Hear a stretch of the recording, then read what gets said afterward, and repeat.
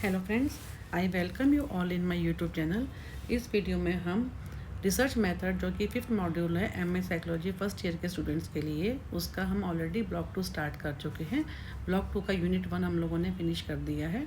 आज हम इस वीडियो में यूनिट 2 से स्टार्ट करेंगे, जिसका नाम एक्स पोस्ट फैक्टो रिसर्च है। इसमें हम सबसे पहले फॉर्म्स ऑफ रिसर्च डिज़ाइन के बारे में पढ़ेंगे, फिर concept and meaning of ex post facto research क्या होता है, करैक्टरिस्टिक्स के बारे में पढ़ेंगे, difference between experimental and ex post facto research. ये बहुत ही इंपॉर्टेंट है, ये वाला डिफरेंस इसका। Essential requisites for inferring causal relationships, steps क्या होते हैं इसके एक्स पोस्ट फैक्टो के, स्ट्रेंथ्स एंड वीकनेसेस क्या होते हैं, and concept of post hoc fallacy. यहाँ से इसको स्टार्ट करेंगे। फॉर्म्स ऑफ रिसर्च डिज़ाइन क्या होता है। रिसर्च डिज़ाइन जैसे हमने पहले ही पढ़ा, जो हमने सर्वे रिसर्च किया था। अब यहाँ पे हम इसको पढ़ेंगे। On the basis of occurring event there can be 2 research design. कौन कौन से? फर्स्ट है प्रोस्पेक्टिव एंड सेकंड है रिट्रोस्पेक्टिव। प्रोस्पेक्टिव का मतलब क्या है? फ्यूचर देखना, जो कि हम ज़्यादातर वही करते हैं कि हम जिसमें इंडिपेंडेंट वेरिएबल का इम्पैक्ट जो है वो डिपेंडेंट वेरिएबल पर देखते हैं, कॉज एंड इफेक्ट को हम देखते हैं। और रिट्रोस्पेक्टिव में क्या होता है? जो कि हम ऑलरेडी डिपेंडेंट वेरिएबल पे इफ़ेक्ट आ चुका है, हम इफ़ेक्ट के बेस के ऊपर कॉजेज़ को सर्च करते हैं। When the researcher tries to find out the future or potential results, that is the effect after treating the independent variable and or the cause, then the researcher is actually trying to examine the prospective or the future result, जो कि आगे वो future result देखना चाहता है, independent variable का impact देखना चाहता है डिपेंडेंट वेरिएबल पे। For example, if the researcher wants to examine the effects of excess of smoking, then the subject may be asked to smoke under varied condition which may result in cancer. तो उसमें क्या होता है, जो researcher है study करना चाहता है कि जो लोग ज़्यादा स्मोकिंग करते हैं उसका इम्पैक्ट देखना चाहते हैं किस पे, कैंसर पे। तो ये जो स्टडी होगी, जो वो करेगा फ्यूचर इम्पैक्ट देखने के लिए, ये हमारी क्या होगी? Perspective research design. देन है द रिट्रोस्पेक्टिव। इस केस में क्या है, जैसे इसी एग्जांपल को हम ले लेते हैं, किसी को कैंसर हो चुका है तो वो क्यों हुआ है, उसके जो रीजंस हैं, जो उसके कॉजेज़ हैं, यानी हमारा जो डिपेंडेंट वेरिएबल हो चुका है उस पर इफ़ेक्ट आ चुका है, इफ़ेक्ट के बेसिस पे हम कॉजेज़ को सर्च करते हैं। ये क्या होता है? Retrospective research design. The retrospective research design, on the other hand, is one in which the researcher tries to trace the history in order to find out the basic reason behind an event. किस कारण से वो event हुई है उसका basic reason देखता है, history को सर्च करता है। Here is the result has already occurred and the researcher is trying to find out the causes behind its occurrence by going backward. उसकी हिस्ट्री में जाके देखता है कि ये जो हुआ है, जैसे कैंसर किसी को हुआ तो क्यों हुआ, उसके रीज़न क्या है, कॉजेज़ क्या है, उसकी हिस्ट्री को देखता है कि स्मोकिंग करता था, उसका फैमिली हिस्ट्री है, जैसे सो मेनी, कोई दवाई का, ड्रग्स का तो नहीं है, या बहुत सारी चीज़ें होती हैं जो कि वो इंटरलेट करेगा। This kind of results obtained are said to be based on the retrospective. यानी ये जो स्टडी होगी इस पर हम कॉजेज़ को देखते हैं on the basis of effect. तो ये क्या हो गया? Retrospective. For example, if the researcher wants to examine the reason behind the occurrence of cancer in a person, then they may try to trace the possible reasons that might have led to cancer. अब है concept and meaning of ex post facto research. ये क्या होता है? The ex post facto research is a kind of research in which the researcher, ये हमारा जो भी हमने किया रिट्रोस्पेक्टिव वो यही है, कॉजेज देखना इफेक्ट्स के बेस पे। The ex post facto research is a kind of research in which the researcher predicts the possible causes behind an effect हो चुका है ना, उसके ऊपर जो कॉजेज क्या हैं उसको देखते हैं। For example, if a child is delinquent क्या होता है? कोई ऐसा चाइल्ड जो कि 18 साल से छोटा है और जो कि किसी क्रिमिनल एक्टिविटी में वो इन्वॉल्व है, तो उसको हम कहते हैं delinquent child. Then in order to find out the basic reason, वो क्यों है behind such delinquency, the researcher वो try to find out the various events that have occurred and that many possibilities that could have contributed to the concern, कि वो क्या possibilities हैं, क्या reason है, किस कारण से वो उसका जो ये व्यवहार है बच्चे का, छोटा बच्चा, वो कैसे वो डेलिंक्वेंट हो गया है। The expected possibilities may be lack of discipline, क्या रीज़न हो सकता है, क्या कॉजेज हो सकते हैं, क्या इंडिपेंडेंट वेरिएबल्स केस में हो सकते हैं कि क्या तो जो स्कूल है उसमें डिसिप्लिन नहीं है, या फैमिली हिस्ट्री है, या पीयर जो उसका फ्रेंड्स हैं वो सर्कल उसका ऐसा है, या नेबरहुड और सोशलाइजेशन है, ये कारण हो सकते हैं।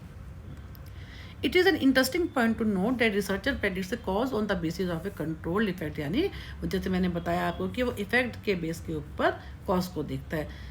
उसके बाद क्या है कि thus an ex post factor research can be defined as an empirically based investigation which does not involve the researcher direct control over the independent variable, क्योंकि उसके इसमें रिसर्चर का कोई अपने डायरेक्ट कंट्रोल तो होता ही नहीं है इंडिपेंडेंट वेरिएबल, क्योंकि इवेंट ऑलरेडी हो चुका है। जो जो होना होता है वो डिपेंडेंट वेरिएबल पे इम्पैक्ट आ चुका है। अब तो उसको कॉजेज देखने हैं, because they have already led to effects which can no more can be manipulate. कोई मैनिपुलेट तो कर ही नहीं सकता है, क्योंकि वो जो हमारी वो जो प्रोस्पेक्टिव रिसर्च होती है जो हम नॉर्मली करते हैं, उसमें तो हम ये देखते हैं कि अपना इंडिपेंडेंट वेरिएबल और डिपेंडेंट वेरिएबल हम ले लेते हैं और इंडिपेंडेंट वेरिएबल का हम इम्पैक्ट देखते हैं डिपेंडेंट वेरिएबल पे। लेकिन इस केस में इसमें ऐसा नहीं होता है। इसके अंदर क्या होता है कि कुछ भी मैनिपुलेट वो कर ही नहीं सकता है, क्योंकि ऑलरेडी जो है अकर हो चुका होता है problem. The conclusion regarding the relationship between the variables are inferred intervening without intervening और वेरिंग द इंडिपेंडेंट और डिपेंडेंट वेरिएबल, यानी जो कंक्लूजन होते हैं क्या होता है उसको हम कोई इंटरवीन वो कर ही नहीं सकता है, ना तो इंडिपेंडेंट वेरिएबल के केस में ना ही वो डिपेंडेंट वेरिएबल के केस में।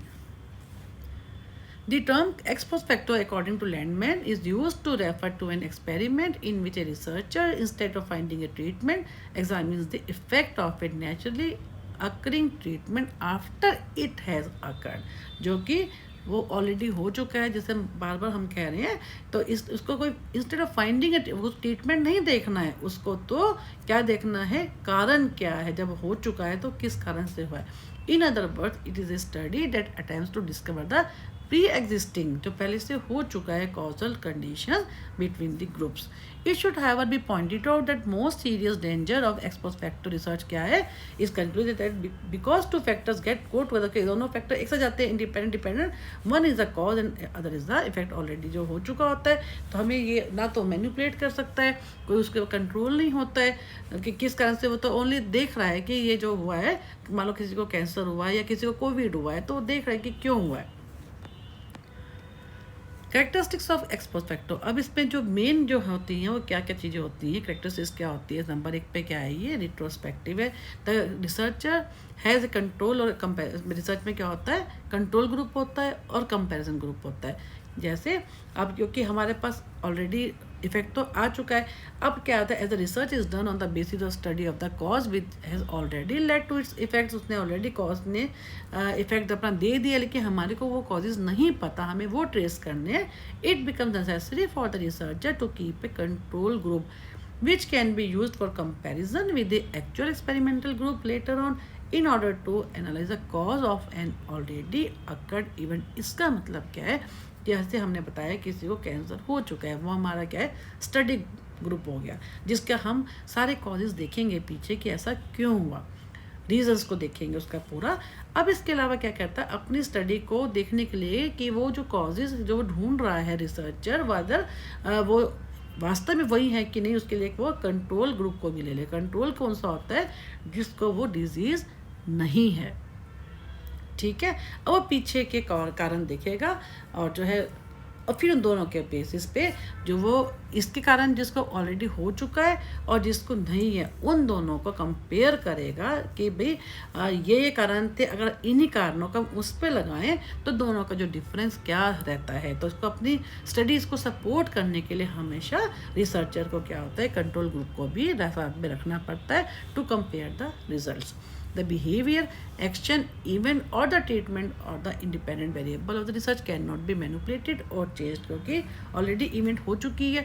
तो इसमें क्या होता है, हम ट्रीटमेंट तो कुछ कर ही नहीं सकते, ट्रीटमेंट के बेस पे हम कॉजेज देख रहे हैं, तो उन्हें क्या है कि उसका कोई भी वो मैनिपुलेट कर नहीं सकता है। The ex post facto research is a kind of study which tries to predict the causes को देख रहा है on the basis of actions that have already occurred. The researchers can not manipulate और change the, क्योंकि वो कुछ भी change कर ही नहीं सकता, कुछ मैनिपुलेट कर नहीं सकता, क्योंकि ऑलरेडी जो बिहेवियर है वो ऑलरेडी अकर्ड है। नेक्स्ट है the research focus is on is the effects, जैसा कि भी पढ़ रहे हैं हम लोग, इफेक्ट्स के ऊपर फोकस करता है। Since the researcher tries to analyse and predict the reasons behind the occurrence, जो अकरेंस जो हो चुकी है उसके रीजंस को प्रेडिक्ट कर हमको कर ही नहीं सकता, उसको तो देख रहा है कि रीज़न क्यों हुए, किस बेस पे हुए। तो their first attempt is to focus on the event और the phenomena that has already occurred. Only after having a detail study of the phenomena और इवेंट द रिसर्चर उसके बेस पे क्या करता है, जो वो एक डिटेल स्टडी वो देखता है कि researcher try to examine the causes behind such an event, और उसके बेस के ऊपर जब पूरा डिटेल स्टडी करके वो देखता है कि इसके पीछे कारण वो क्या है. नेक्स्ट है the researcher tries to analyse the how and what, कैसे हुआ और क्या हुआ. Since the researcher tries to understand the causal effect, वो देख रहा है एक फिनोमेना के पीछे कॉज का क्या कारण है. तो रिसर्च क्या होता है, basically focus is on how, वो कैसे हुआ, एंड व्हाट रीजंस, के पीछे क्या कारण थे, उसके ऊपर घूम फिर के रह जाती है, क्योंकि इफेक्ट हम ऑलरेडी देख चुके हैं. Explore possible causes and effects and causes, वही same with the help of expospective research the researcher tries to analyse the cause and effect phenomena. हर जो एक इवेंट होती है उसका कॉज एंड इफेक्ट फिनोमेना दोनों को वो देखता है, एक्शन क्या है, बिहेवियर क्या है, on the basis of the effects. ये बहुत इंपॉर्टेंट है, differences between experimental and expospective research. Experimental वो होती है जिसका हम इम्पैक्ट आगे देखते हैं, जिसको हमने प्रोस्पेक्टिव बोला है. यहाँ पे इन्होंने ये नहीं लिखा, लेकिन बेसिकली ये क्या कहना चाहते हैं कि प्रोस्पेक्टिव एंड रिट्रोस्पेक्टिव दोनों रिसर्च में वो डिफरेंस देख रहे हैं. लेकिन पेपर में चाहे वैसे आए प्रोस्पेक्टिव एंड रिट्रोस्पेक्टिव का डिफरेंस आए, या एक्सपेरिमेंटल एंड एक्सपोस्पेक्टिव का आए, या एक्सपेरिमेंटल एंड रिट्रोस्पेक्टिव का आए, तो आपको उस तरीके से तैयार रहना है, उन्हीं वर्ड्स में लिखना है, लेकिन दोनों का एक्सप्लेनेशन जो होगी दैट विल बी सेम.